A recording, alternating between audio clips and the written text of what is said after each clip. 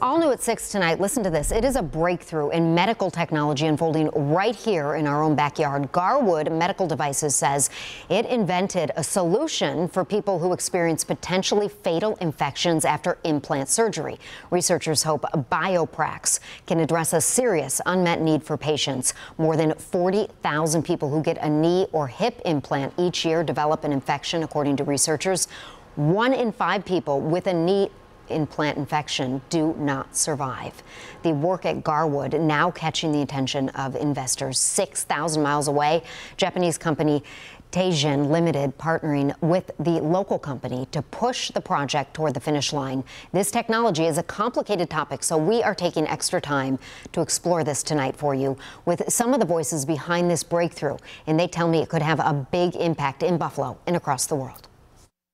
When people get implants, what's the percentage of people who have an issue that could potentially lead to loss of limb or fatality? So it's about 2 to 3% of patients would receive an infection in their implant. Director of Research at Garwood Medical, Dr. Mary Canty, says too many implant patients are at risk of a potentially fatal infection. If you look at the sheer number of people that get a knee or hip replacement, that's actually a really large number of people. Of those patients that have a 2 to 3% infection, about 50% don't ever receive a new joint. But a new device called BioPrax, electrical stimulation technology developed to treat orthopedic implant infections, could change that. We use low levels of voltage-controlled stimulation to eradicate bacteria from the surface of an implant. The treatment itself works on oxygen and water reduction, which effectively increases the pH, so it becomes more basic. So think about like lemons and limes, the complete opposite of that.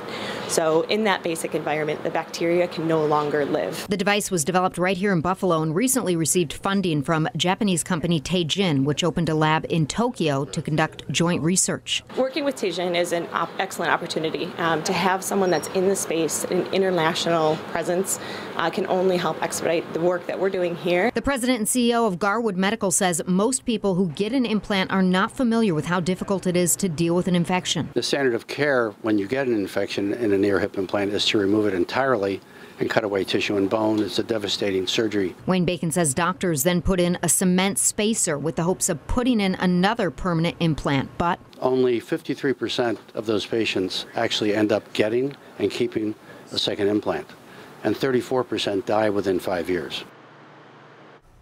Well, Garwood now has a breakthrough device designation from the FDA. Now, this, along with the investment from Teijin, an $8 billion company, should speed up the research there. Once the device is approved, there could be a very big production facility right here in Buffalo. We'll continue to follow that for you.